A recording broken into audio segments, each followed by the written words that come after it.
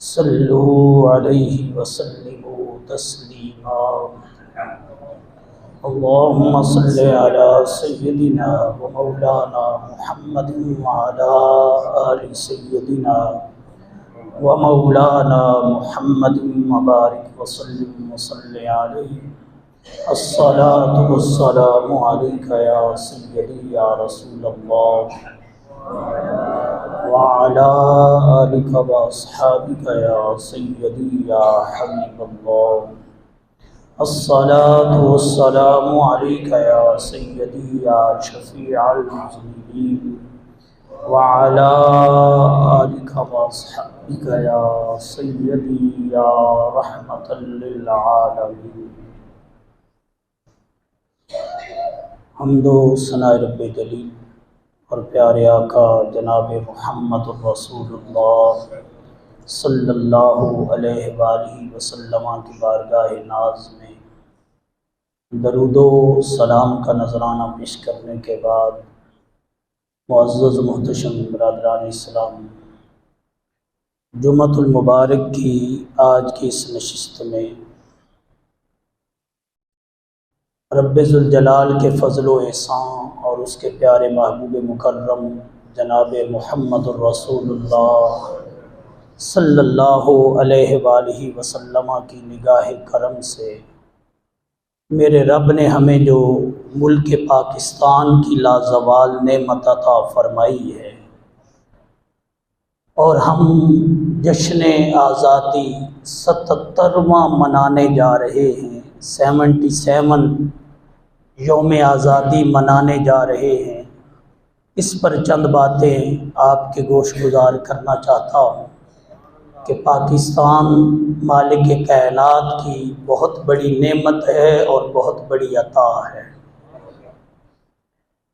हर बंदा इस बात से वाकिफ़ है कि रब्बे ज़ुल जलाल ने पाकिस्तान सिर्फ 14 अगस्त 1947 की रात या सुबह ही अता नहीं किया, बल्कि इसे लैलतुल क़द्र की मुबारक रात में अता फरमाया। जहाँ 14 अगस्त की रात थी, 1947 साल था, वहाँ 27 रमज़ान मुबारक जुमा और जुमरात की दरमियानी रात, जुमातुल विदा की मुबारक रात, मेरे रब ने इस कौम को मुल्क पाकिस्तान का तोहफ़ा अता फरमाया। और ये बात भी हमारे इल्म में है और होनी चाहिए कि लैलतुल क़द्र की रात मेरा रब अपनी पूरी शान व शौकत के साथ, पूरी अज़मत व जलाल के साथ, जो उसके शायान शान है, पहले आसमान पे जलवागर होता है और अपने मांगने वाले की हर हाजत को पूरा फरमाता है। मेरे रब की रहमतें 27वीं रात हर किसी को पुकार पुकार के कहती हैं, आज जो रब से मांगना है मांग लो, जो मांगोगे मेरा रब तुम्हें अता फरमाएगा। बीमारियों से शिफा मांगोगे मेरा रब वो अता करेगा, हाजतों का सवाल करोगे मेरा रब हाजतें पूरी करेगा, गुनाहों की बख्शिश चाहोगे मेरा रब गुनाहों की बख्शिश अता फरमाएगा, और अगर रिज़्क़ हलाल बेहिसाब चाहोगे तो मेरे रब के खजानों में उसकी भी कमी नहीं है, वो रिज़्क़ हलाल भी बेहिसाब अता फरमाता है। ये सारी आवाज़ें सुबह तक आती रहती हैं। सिर्फ 27वीं शब मेरा रब ही आसमान दुनिया पर और पहले आसमान पर अपनी शान व शौकत के साथ इजलाल नहीं फरमाता, बल्कि 70,000 फरिश्ते भी जमीन पे तशरीफ लाते हैं और उनकी सरबराही और उनकी क़यादत हजरत जिब्रील अमी अलैहिस्सलाम फरमा रहे होते।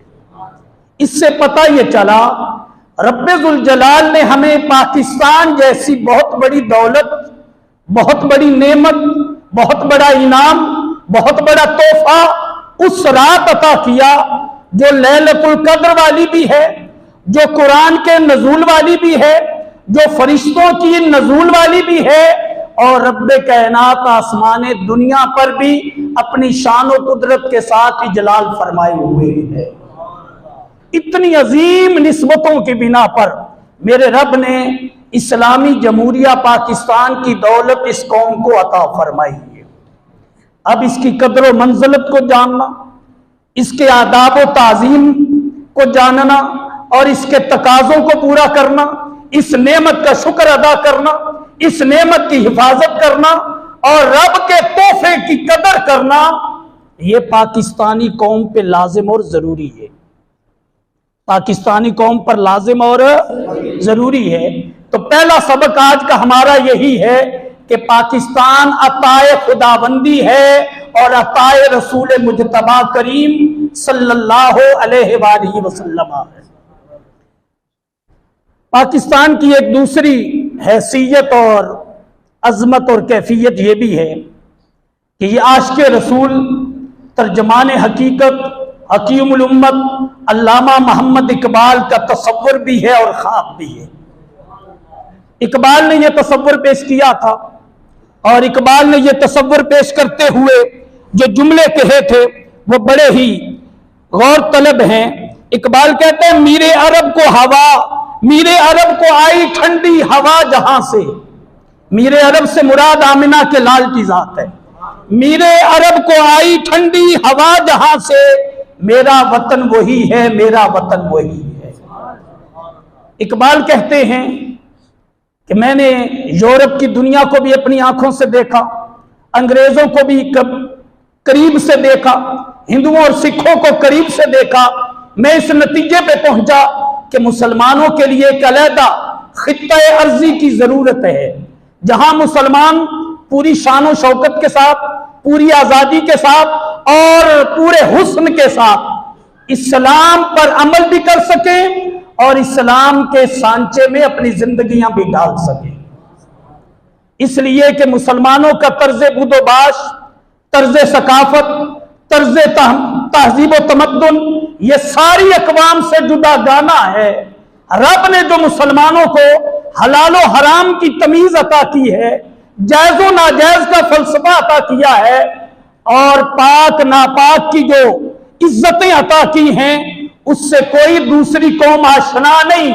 ये तहारतें और पाकीज़गियां रब ने फकत उम्मत मुस्तफा को अता फरमाई। इसलिए इनके पास एक पाक खित्ता होना चाहिए, जमीन का पाक टुकड़ा होना चाहिए, जहां पे ये इस्लाम के मुताबिक और पैगंबर इस्लाम सल्लल्लाहु अलैहि वसल्लम की तालीमात के मुताबिक जिंदगियां गुजार सके। ब्रदरान इस्लाम, फिर इस ख्वाब को पूरा करने के लिए मेरे रब ने चुनाव किया तो हजरत कैद आजम मोहम्मद अली जना रहमतुल्लाहि ताला अलैह का चुनाव फरमाया।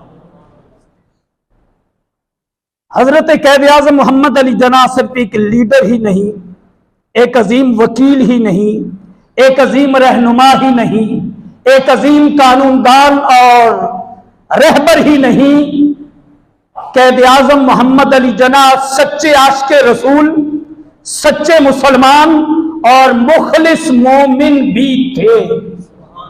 कह दें सुभान अल्लाह। सच्चे मोमिन भी थे। शायद उनका लिबास तो वकीलों वाला पैंट और शर्ट था, शायद उनके चेहरे पर दाढ़ी और मूंछ तो न थी, लेकिन उनका अंदर मुसलमानियत से और इस्लाम से लबरेज था। इसलिए मेरे रब ने कैद आजम का इंतखाब फरमाया और कैद आजम को ये इंतखाब की बशारत मेरे आका सल्लल्लाहु अलैहि वसल्लम की जात अक़दस ने खुद अता फरमाई। कैद आजम मोहम्मद अली जना अपनी जबान से ये कैफियत और ये ख्वाब पेश करते, फरमाते हैं कि मैं इंग्लिस्तान की सरजमीन पर अपने कमरे में लेटा हुआ था। रात दौरान नींद मुझे झटका लगा, कोई मुझे जगा रहा है। मेरी आंख खुली, देखा कोई जगाने वाला नजर ना आया। मैं फिर सो गया। थोड़ी देर गुजरी, फिर मुझे झटका महसूस हुआ कि कोई मुझे जगा रहा है। मैं फिर उठा, कमरे में इधर उधर देखा, कोई शय मुझे नजर ना आई। फिर मैं सो गया। थोड़ी देर गुजरी तो फिर जोरदार झटका लगा और मुझे किसी ने गजब के साथ आवाज दी, मोहम्मद अली बेदार हो जाओ। मैं समझा कि शायद जलजला आ गया, इसलिए सारी इमारत में भूचाल आ गया है, हर कोई लड़खड़ा रहा है। मेरी आंख खुली, मैंने अपने कमरे से बाहर अपनी नजर घुमाई तो हर शय सुकून के साथ सो रही थी। कहीं कोई जल्जला और तूफान का नामो निशान नहीं था।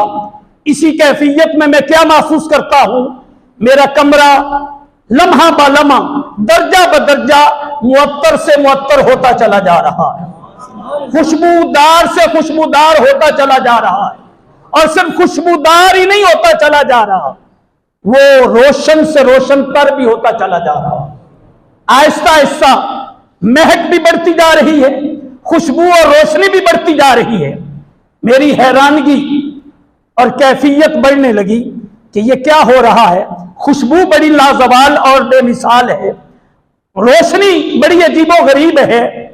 जब रोशनी भी अपने उरूज पे पहुंच गई, खुशबू भी अपने उरूज पे पहुंच गई, तो प्यारे आका सल्लल्लाहु अलैहि वसल्लम की जात अक़दस ने अपने हसीनो जमील चेहरे अनवर की मुझे ज़ियारत अता फरमाई। मैं इतना हसीनो जमील चेहरा देखकर हैरान भी हुआ, शशदर भी हुआ और अर्ज करने लगा कि आपका तारुफ क्या है, आप कौन हैं? तो प्यारे आका सल्लल्लाहु अलैहि वसल्लम ने इरशाद फरमाया, मोहम्मद अली जना, मैं तुम्हारा पैगंबर और तुम्हारा नबी हूं। मोहम्मद अली जना कहते हैं, मेरे दिल में यह ख्याल आया कि मैं आगे बढ़ूं, आपके मुबारक कदमों की कदम बोसी करूं, आपके हाथों पे बोसा दूं, सलाम करूं। मेरे आका सल्लल्लाहु अलैहि वसल्लम ने मुझे हाथ चूमने का शर्फ अता फरमाया और साथ ही फरमाया कि कैद आज़म मोहम्मद अली जना, तुझे यहां रहने की जरूरत नहीं है, तुम्हारी जरूरत बरे सगीर के मुसलमानों को है। वो कौम तुम्हारा राह देख रही है।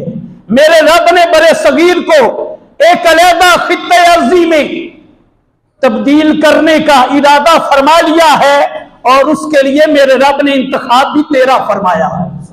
तुम्हें हिंदुस्तान में जाने की जरूरत है, बड़े सगीर में जाने की जरूरत है, वहां जाओ और क़याम पाकिस्तान के लिए कोशिशें करो।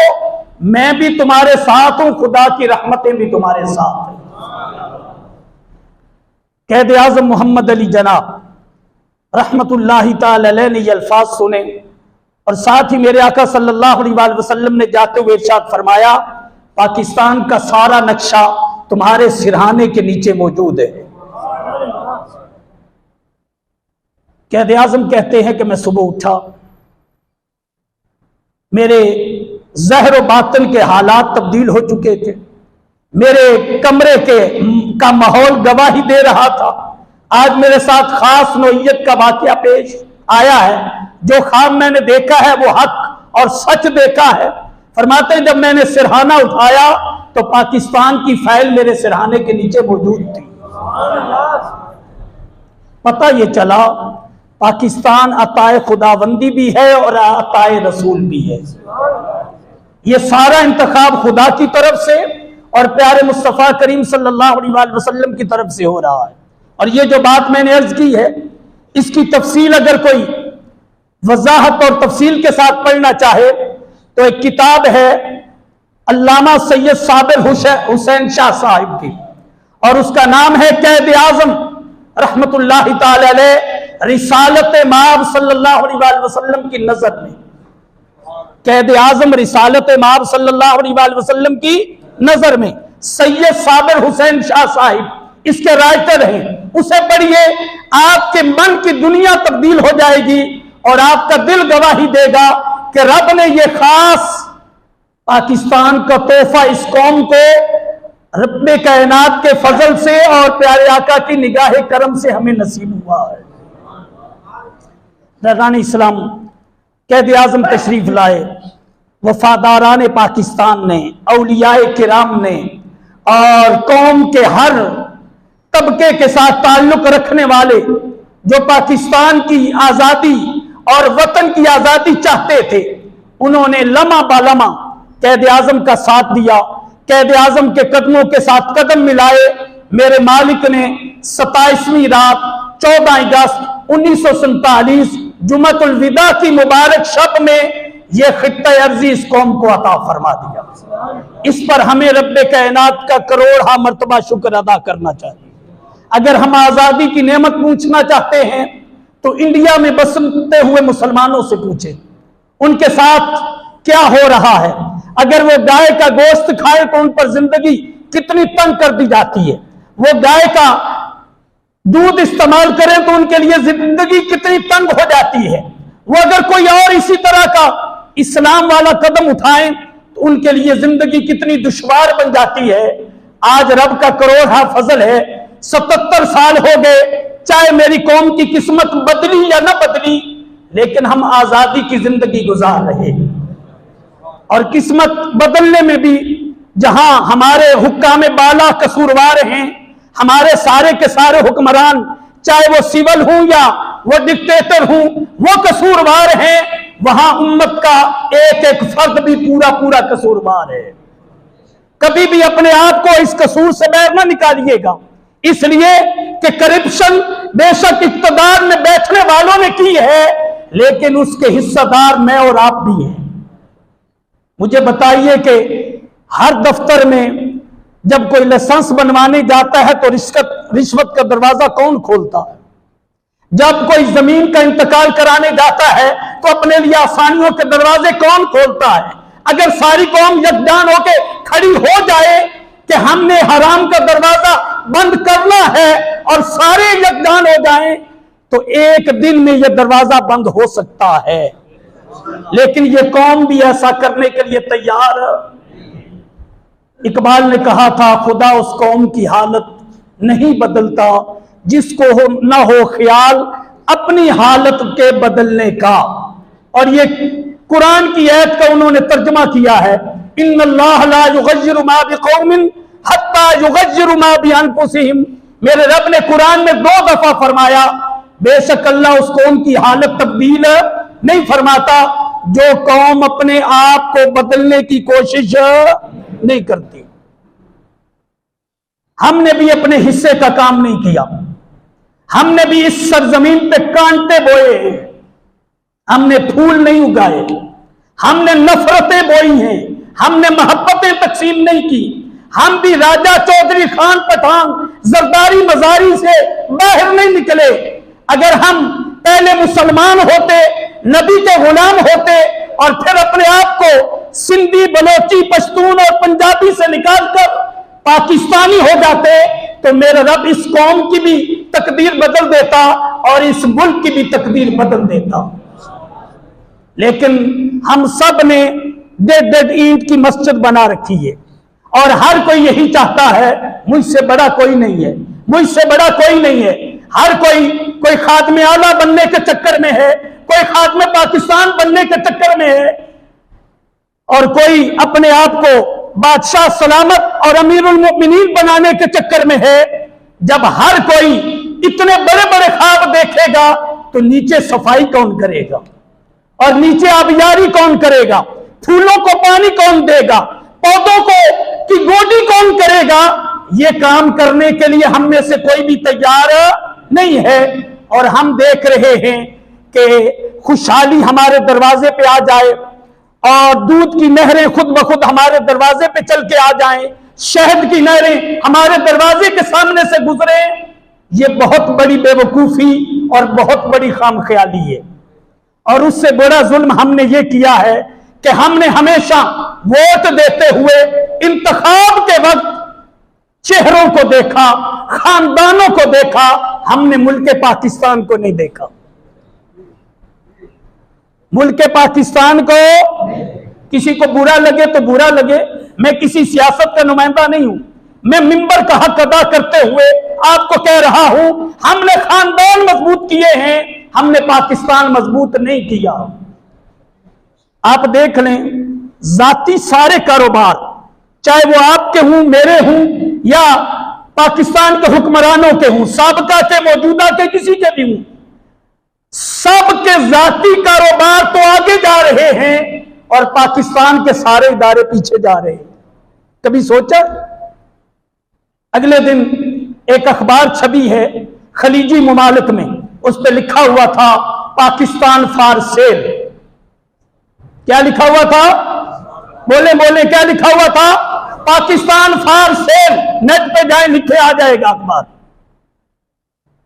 कि पाकिस्तान बिक चुका है। अगर बिक नहीं चुका तो बिकने के बिल्कुल करीब है, सेल लगी हुई है।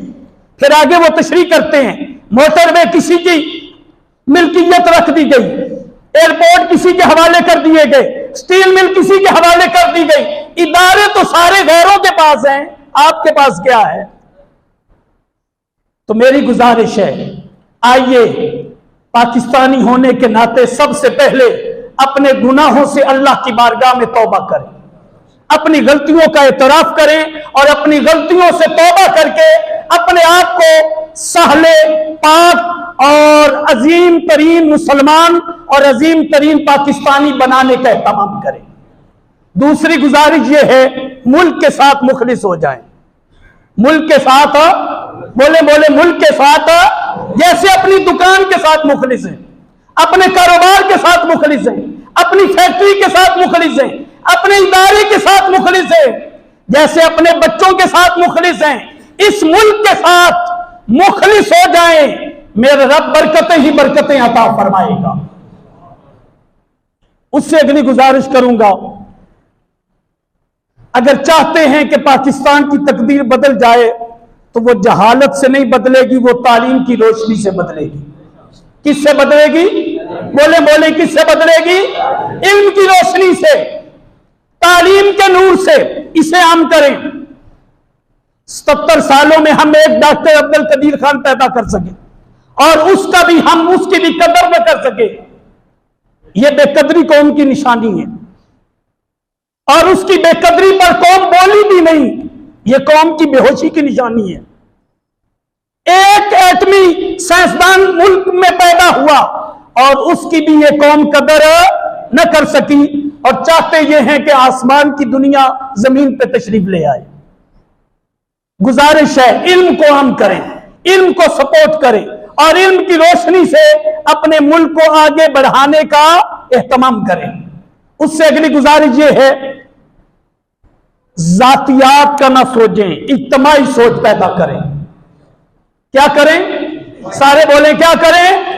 फर्द की सोच से निकलें, मुआशरे की सोचें, मफाद आमा की सोचें, हर अमीर गरीब की सोचें।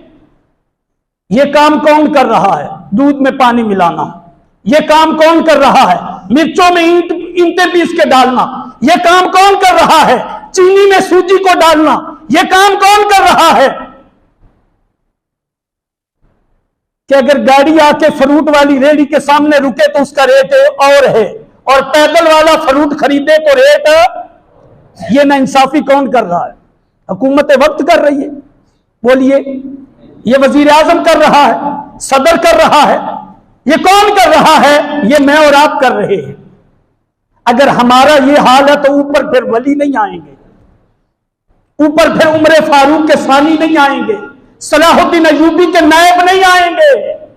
जैसी कौम वैसे हुक्मरान। जब तक हम नहीं बदलेंगे ऊपर भी हालात नहीं बदलेंगे। मफाद आमा का सोचे, अमीरों गरीब, छोटा बड़ा, काला रंग का या गोरे रंग का, इस तमीज को खत्म करें। सबसे पहले नबी का गुलाम, फिर मुसलमान और पाकिस्तानी। इसे अपनी जिंदगी का वजीफा बनाए। मेरा रब थोड़े वक्त में ज्यादा बरकतें और खुशहाली अता फरमाएगा। उससे अगली गुजारिश यह है, अपनी जिम्मेदारी अदा करते हुए हो सके तो कम अज कम पाकिस्तान को साफ ही करना शुरू कर दें।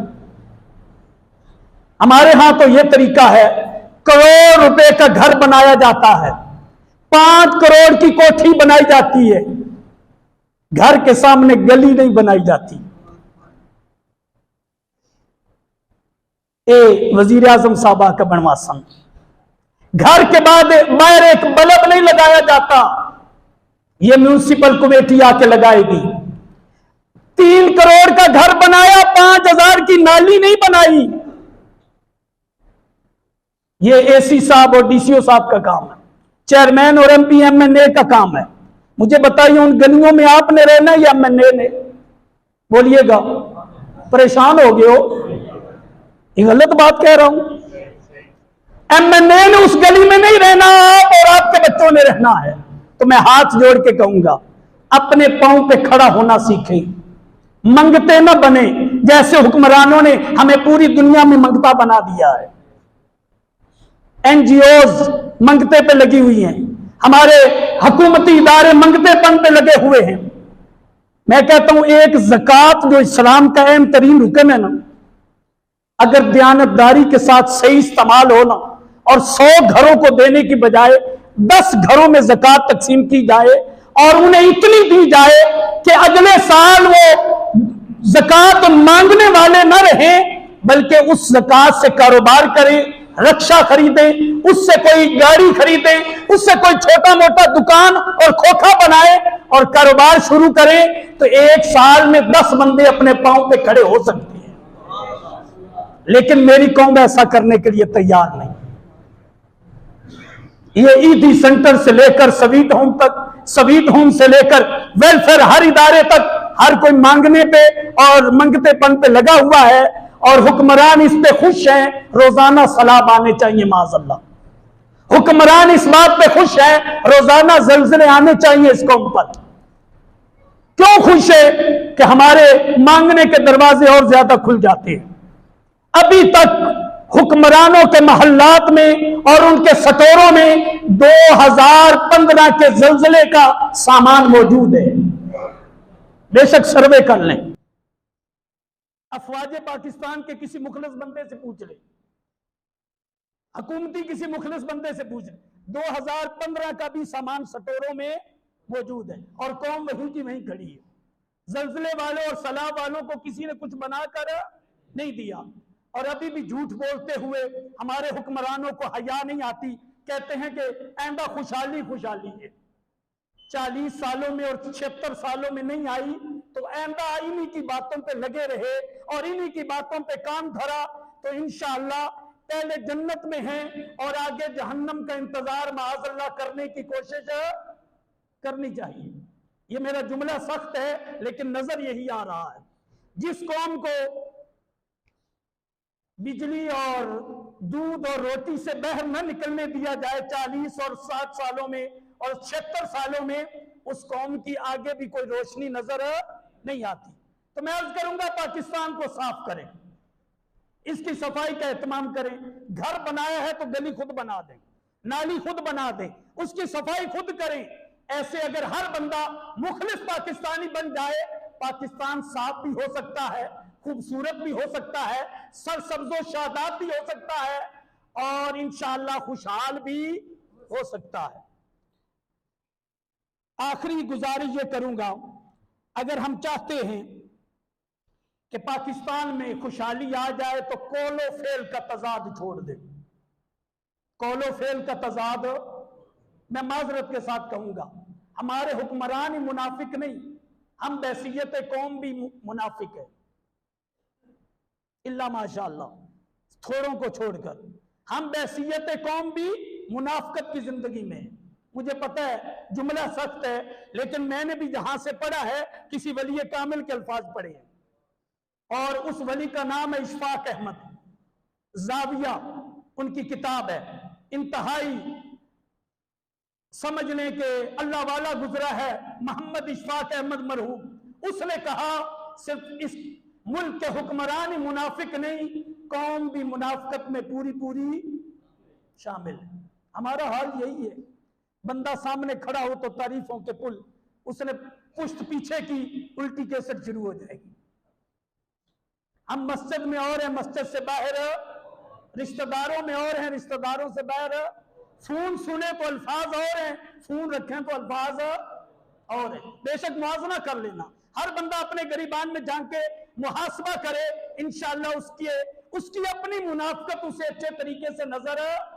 अल्लाह ताला हमें हक सच समझने और पाकिस्तान की कदर करने की तौफीक अता फरमाए।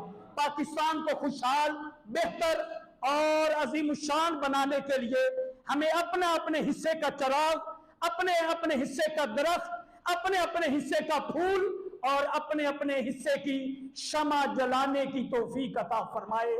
इन शेरों के साथ मैं अल्फाज को खत्म करना चाहता हूं।